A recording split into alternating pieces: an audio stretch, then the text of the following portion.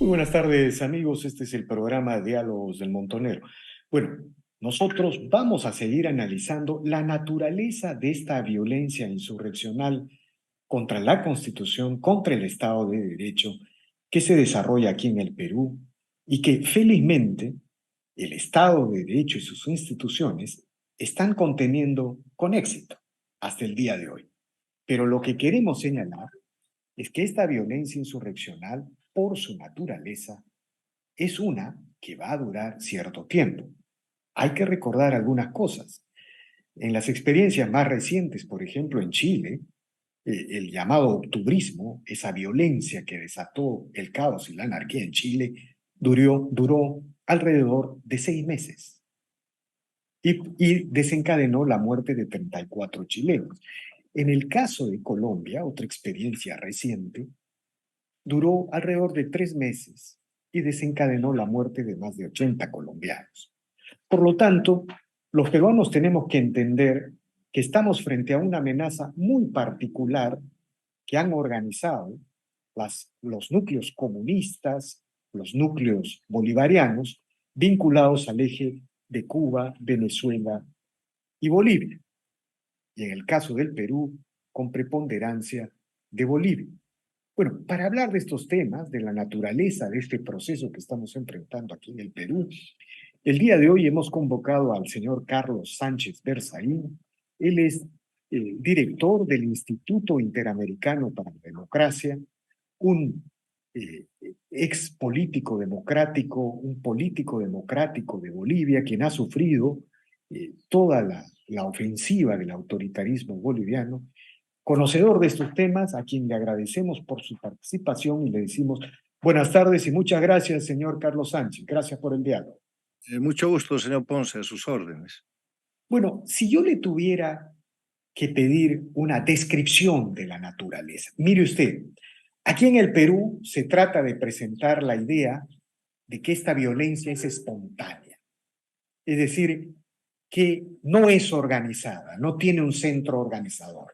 Y para presentar esta idea, la violencia pretenden desarrollarla en todas las áreas del país de manera fragmentada, priorizando algunas regiones, y sus banderas son directas y en contra del Estado de Derecho con el objeto de promover una asamblea constituyente.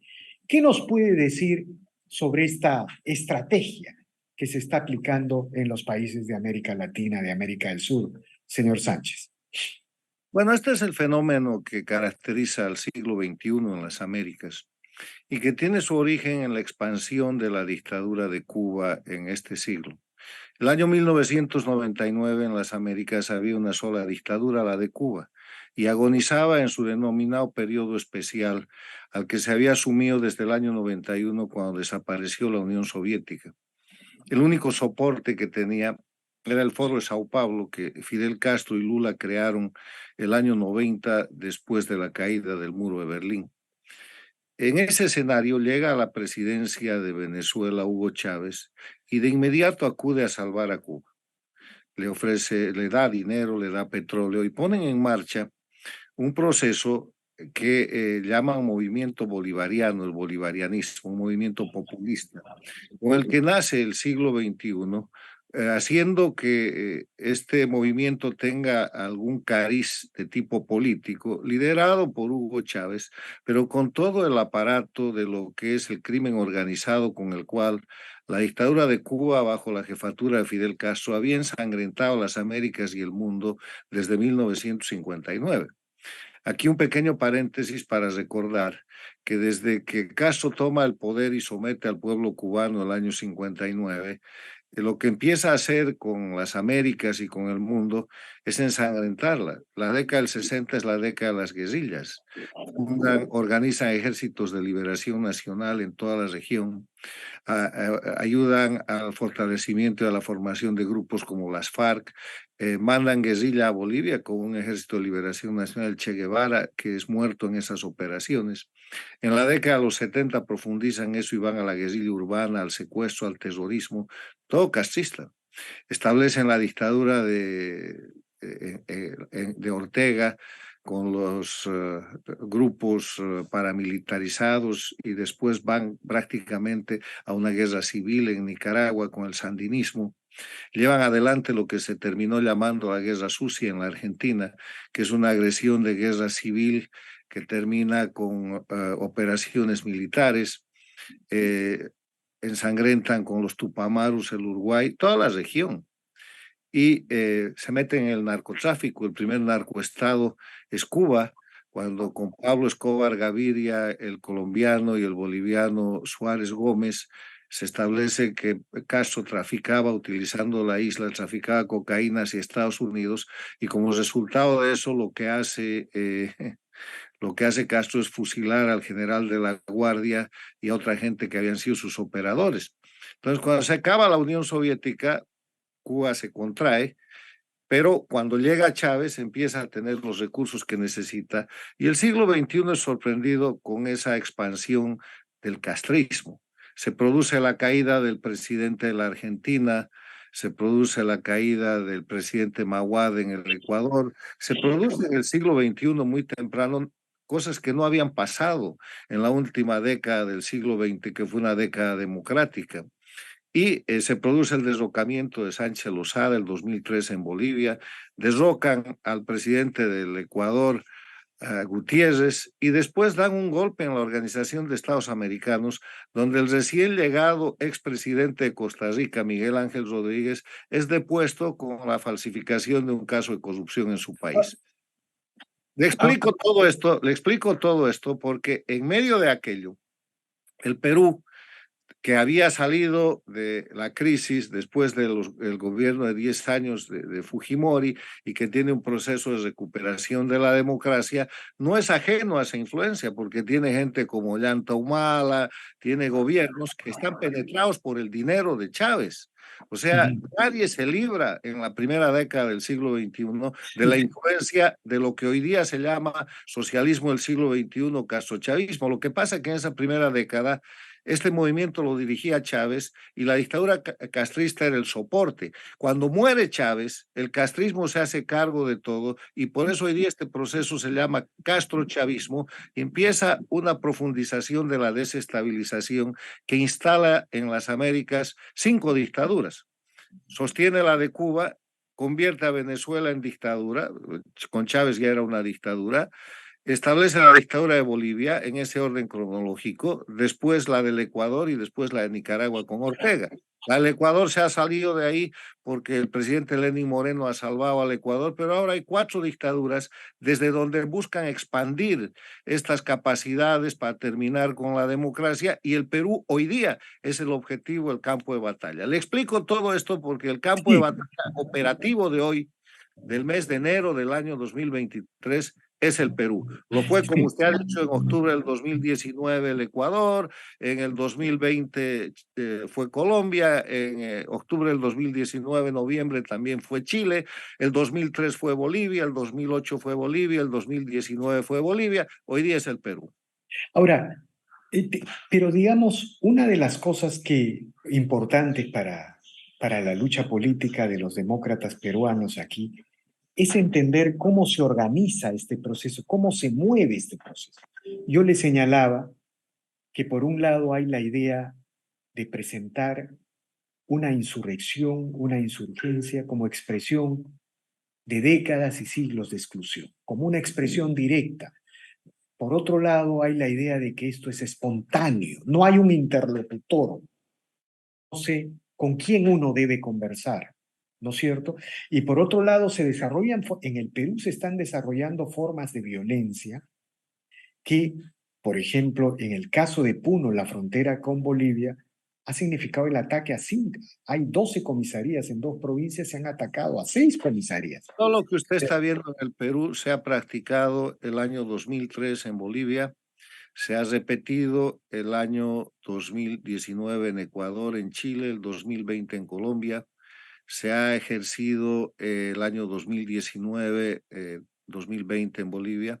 Son mecanismos de terrorismo, son mecanismos donde se equipan poblaciones civiles a las que ponen diversas denominaciones, y que utilizan narrativas como ser la reivindicación de la pobreza, de la injusticia, el racismo, utilizan el tema cultural, convierten a las culturas en naciones, aymaras, quechuas, en el caso chileno y argentino, mapuches, pretextos para que exacerbar problemas que tienen las democracias, que tienen los países, pero que los exacerban con violencia, con personal entrenado y con personal encubierto como manifestantes y como expresión ciudadana, atacan a las fuerzas del orden con el propósito de causar muertos y heridos que luego atribuyen al gobierno acusándolo de asesinatos, de genocidios, atribuyen a las fuerzas del orden para convertir a los protectores de la democracia y de la ley en criminales, utilizan su aparato transnacional de comunicación para asentar eso, manipulan falsos organismos de derechos humanos y crean una narrativa que arrincona al poder para que no utilice la fuerza legítima para defender la democracia y los gobiernos caen.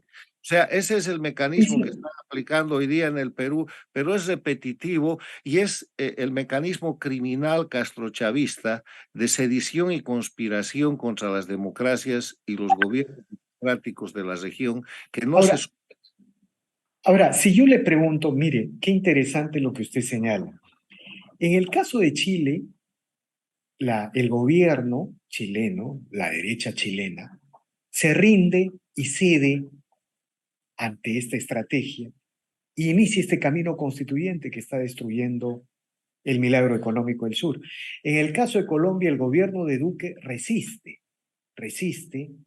Sí, y, resiste, pero entrega el gobierno al conspirador, al pero, candidato de la sí, conspiración que es Petro. O sea, resiste hasta terminar pero, su pero periodo. Petro gana las No, elecciones. pero no gana, eso es el resultado del terrorismo, del miedo que imponen ahí, porque Petro es un presidente de minoría, la votación en la primera vuelta de Petro no supera el 30% neto, como la votación de Boric está alrededor del 25% y como fue Castillo en el Perú. Castillo tuvo en la primera vuelta 17%, que sacando los netos era 13%, o sea, eso contribuye a que el castrochavismo o el socialismo del siglo XXI, en elecciones en países democráticos, a los que ha ablandado con estos temas de presión y a los que hace ver, a cuyos pueblos hace ver que si llega Boric se acaba el conflicto en Chile, que si llega Petro no ha de haber más confrontación en Colombia, los lleva a consolidar minorías que después en la segunda vuelta, que es como un desempate a penales,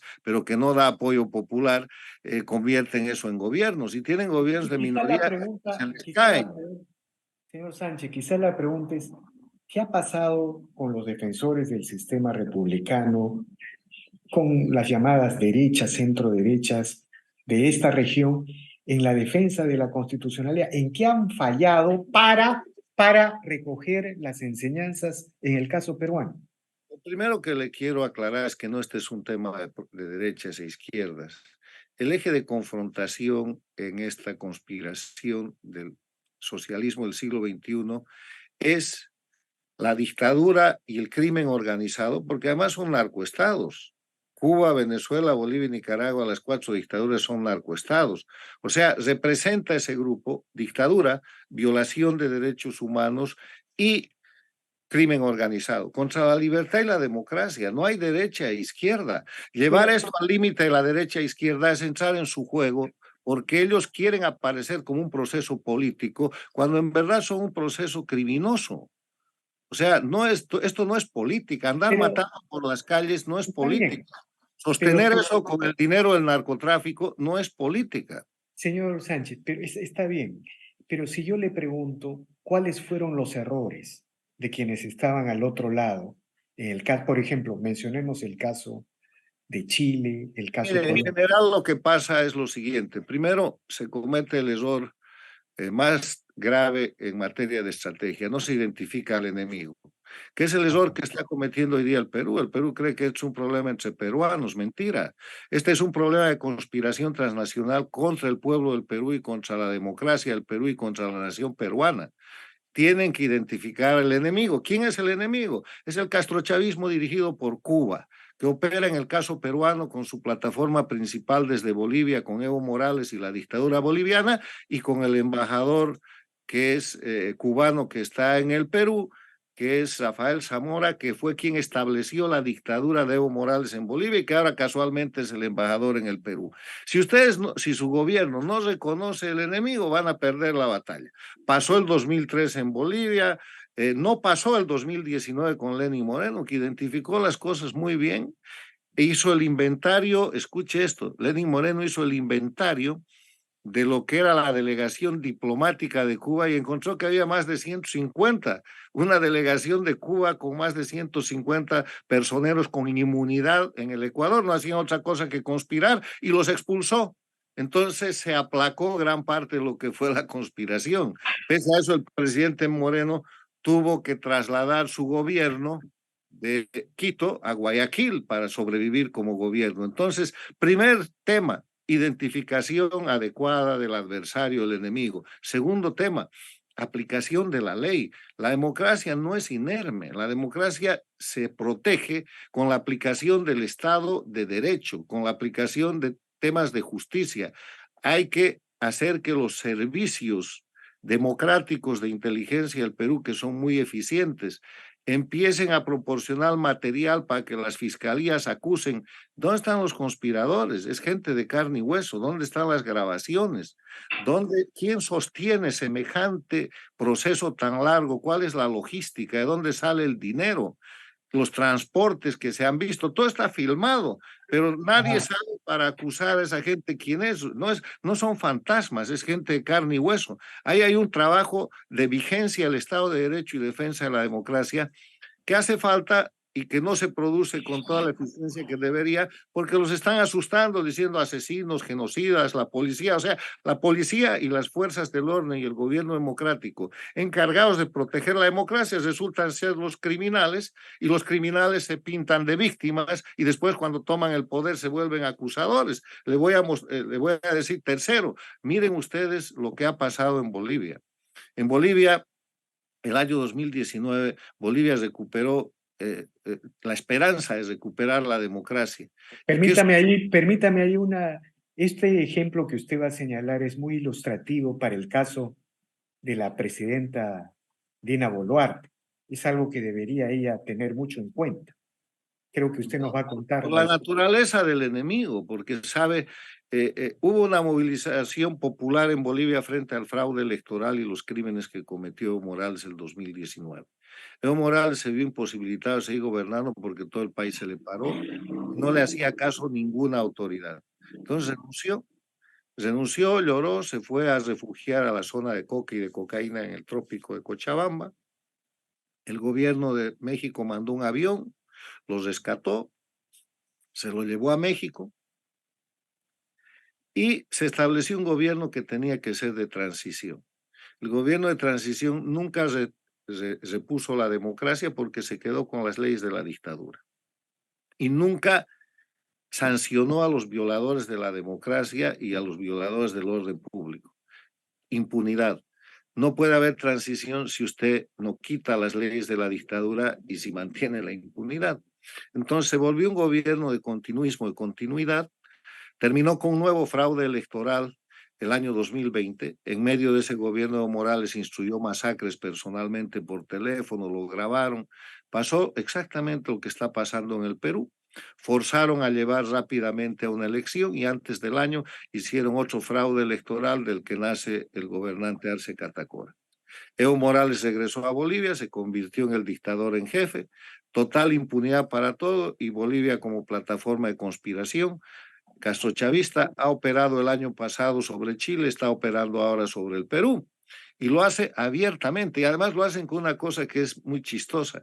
Tienen el arte criminoso, los castrochavistas, el socialismo del siglo XXI, de usurpar los hechos que están violando. Hoy día han dicho en la CELAC que está en riesgo la democracia y lo dice Alberto Fernández Kirchner, junto con la Kirchner, frente al dictador de Cuba que está sentado ahí, que es el mayor violador por 64 años.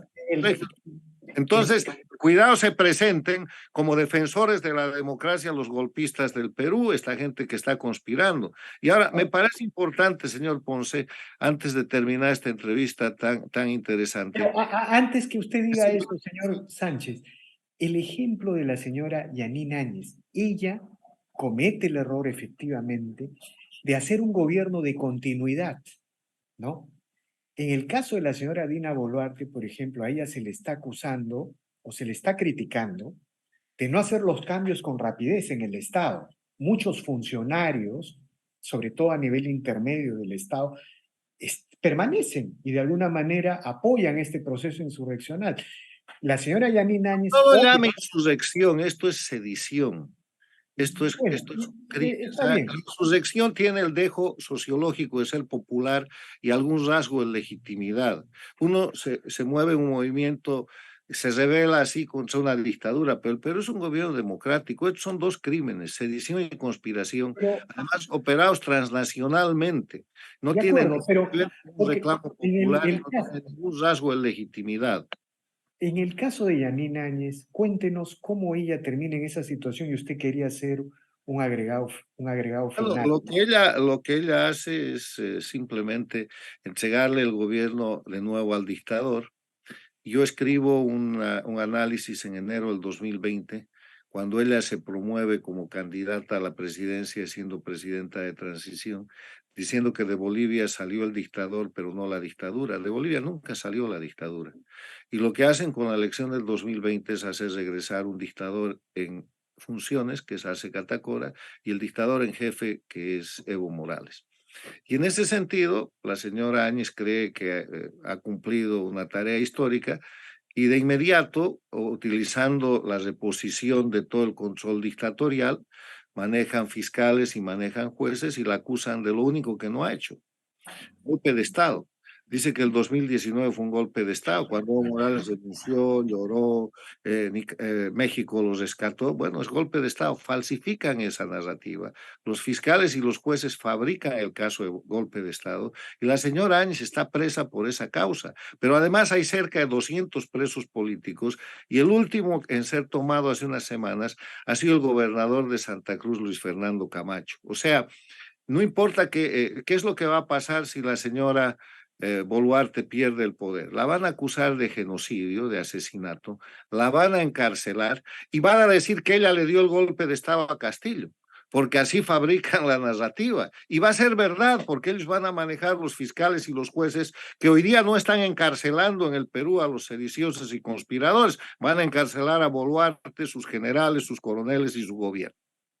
Ya ha pasado en Bolivia, lo han intentado en Chile, han tratado de hacerlo en el Ecuador, donde pese a que se ha resistido el golpe de Estado del 2019, han iniciado juicios contra el gobierno que defendió esa democracia. Lo hacen siempre así.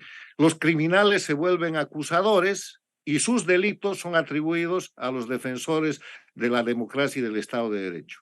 Usted quería hacer un agregado final, señor Sánchez Berzaín. Sí, sobre el tema específico del Perú. Sobre el tema específico del Perú, en el sentido de que mi visión de afuera sobre la realidad del Perú se resume en los siguientes puntos. Primero, que el Perú tiene que estar consciente que es víctima como nación, como país, como democracia, como unidad nacional, de una conspiración para destrozar la nación peruana y que es una conspiración transnacional dirigida por Cuba, Venezuela, con la plataforma que es Bolivia, que es la conspiración del socialismo del siglo XXI, castrochavismo. Primer tema, conspiración transnacional con un enemigo que tienen que identificar, que tiene su representante en la Embajada de Cuba en Lima, pero que no es el pueblo peruano. Tiene operadores locales, ustedes los podrán identificar, muchos de los cuales conoce la señora Boluarte porque perteneció a ese grupo. Segunda cosa, tienen que aplicar el Estado de Derecho.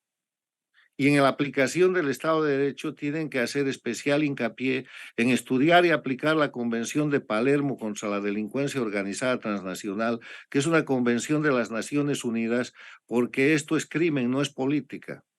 No traten a los conspiradores y subversivos como un proceso político, son criminales que van de país en país además y repiten estas operaciones como usted mismo lo ha descrito. Tercero, la señora Boluarte tiene que procurar un gobierno de unidad nacional para defender la democracia y la nación peruana. Y eso quiere decir que este no es un tema de derechas o de izquierdas, o que yo tengo la presidencia o que tú tienes tal ministerio. Es un problema de crisis donde la nación peruana, la democracia peruana está en riesgo, y Boluarte y todos los partidos con representación parlamentaria o con representación del Perú tienen que hacer conciencia de eso. En un momento tan crítico como este en el Perú, solo hay dos grupos, el que está con el Perú y el que está contra el Perú, y hay que ver dónde se ubican los políticos. Gobierno de unidad nacional. Y el cuarto punto es que en el marco de ese gobierno de unidad nacional, para ir a las elecciones que el pueblo peruano espera, porque la señora Boluarte es una presidenta de transición. Ojalá sea de transición y no sea un triste interinato como el de la señora Áñez en Bolivia. Si es una presidenta de transición, ella tiene dos tareas que cumplir. Tiene que fortalecer el sistema constitucional para evitar que al Perú sigan llegando gobiernos de minoría. En la última elección ustedes han tenido 19 candidaturas en la primera vuelta. En el Congreso hoy día tienen 9 representaciones parlamentarias que están además fraccionadas, y que fraccionadas son más de 15. No hay manera de que nadie gobierne así. De Y tiene acuerdo. que mejorar el sistema electoral. Hay dos tareas estructurales: la de ver si el Perú va a ser un presidencialismo a secas o va a pasar a un sistema parlamentarista completo, pero donde está no funciona. Y lo está demostrando la crisis de que ustedes tienen, creo que, 6 presidentes en 5 años. Es el sistema que hay que mejorar, y para eso son los gobiernos de transición. Y hay que hacer efectivo y mejorar el sistema electoral. Si no hace esas dos cosas, por elecciones que hayan, aunque salve el gobierno, en la próxima elección van a tener ustedes la misma crisis política, y vamos a tener a la señora Boluarte como la 7ª presidenta presa del Perú. Muy bien, muchas gracias, señor Carlos Sánchez Berzaín, por esta Encantado que declaración. esté bien. Infinitamente agradecido. Lamento no tener buenas noticias, pero creo que si ustedes ponen observación en la La realidad objetiva. diferencia, mire, le voy a plantear una diferencia del Perú con respecto a todas las experiencias que usted ha registrado. En el Perú, por ejemplo, en 10 años se derrotó la guerrilla más letal de América Latina. Absolutamente. No, no, No, yo pero Perú tiene déjeme contarlo para ver si usted nos puede dar una idea sobre eso. Conozco la historia del Perú, Sí, no se sí, olvide que yo era ministro de déjeme, gobierno en pero déjeme Bolivia cuando ustedes contarle. luchaban No, contra la guerrilla en el don, Perú. don Carlos, pero déjeme contarle porque tiene que ver con el presente. Entonces, en ese entonces, los campesinos se aliaron con el ejército. El día de hoy, los mercados emergentes y populares del sur están organizándose, a diferencia de Chile, de Bolivia y Colombia. Hoy en Ica ya hay una participación masiva de los trabajadores y los empresarios en la liberación de las carreteras, y están buscando alianzas con las fuerzas policiales, las fuerzas militares, por la debilidad de la civilidad. ¿Eso no le parece relevante y decisivo en una estrategia? Mire, el Perú tiene varias ventajas sobre los países en los que ha caído la dictadura. La característica de los países que caen en dictadura es que las oposiciones traicionan al país. Eso no ha pasado hasta ahora en el Perú. La segunda diferencia es que los sectores empresariales y de las burguesías se entregan a la dictadura. Tampoco ha pasado en Así es, el así es. Perú, y espero no pase. Ha pasado en Venezuela, en Bolivia, en Nicaragua, con mucha claridad. El tercer elemento es que los mecanismos sociales de resistencia son débiles, porque engañados por sus líderes caen en manos de la dictadura. Eso no pasa en el Perú, precisamente por lo que usted acaba de Bueno, indicar. 10 años, 2 guerrillas, y el único país que ha triunfado efectivamente sobre las guerrillas armadas ha sido el Perú, y eso es una gran ventaja, que tiene una ventaja adicional. Ustedes tienen fuerzas armadas y policía institucionalizada, porque otra cosa que ha pasado en los países donde han caído en dictadura es que han destrozado esa institucionalidad, enjuiciando los mandos, encarcelando así es. a la gente, asustando a los grandes líderes militares y policiales, y hemos visto cómo Venezuela, Bolivia y Nicaragua se han convertido en dictaduras, y Se las da Fuerzas cuenta, Armadas de la nación se han vuelto Fuerzas Armadas del régimen, grupos así es. paramilitares. O sea, el Perú tiene grandes ventajas, pero no identificar al enemigo puede... No, de acuerdo, por eso lo hemos escuchado con mucha atención, Gracias. pero su última intervención da un soplo de optimismo. En el Perú se puede elaborar la primera gran estrategia de masas que signifique una derrota de estos proyectos castrochavistas, como usted lo señala. Mire, yo quiero decirle que hay países que han derrotado al castrochavismo. Por ejemplo, el castrochavismo ha estado presente en el Paraguay. El obispo Lugo era un jefe de Estado castrochavista. Ha estado presente en el Uruguay. Mujica ha gobernado el Uruguay casi por una década. Pero ¿qué ha pasado? Ha funcionado el sistema democrático y el sistema democrático se ha amparado en una oposición eficiente que después ha podido, manteniendo la democracia, tomar el poder. El problema aquí no es izquierda y derecha, el problema es el quiebre de la democracia por el crimen organizado. Por eso Cuba, Venezuela, Bolivia y Nicaragua no son izquierda, son agresiones criminales de narcoestados que quieren hoy día al Perú para convertirlo en un estado plurinacional que es la careta del narcoestado. No se olvide que el Perú es el segundo país productor de coca y de cocaína. Bolivia es el tercero, Colombia es el primero. Mire la pinza que están tratando de armar y que tiene fundamento en el narcotráfico, la ruta del narcotráfico entre Perú y Bolivia a través de las zonas que hoy día son de conflicto. Puno, el Cusco, Juliaca, toda la frontera con Bolivia es ruta del narcotráfico. Estamos hablando de eso. Muy bien. Muchas gracias, señor Carlos Sánchez Berzaín, por estas declaraciones y seguiremos conversando más.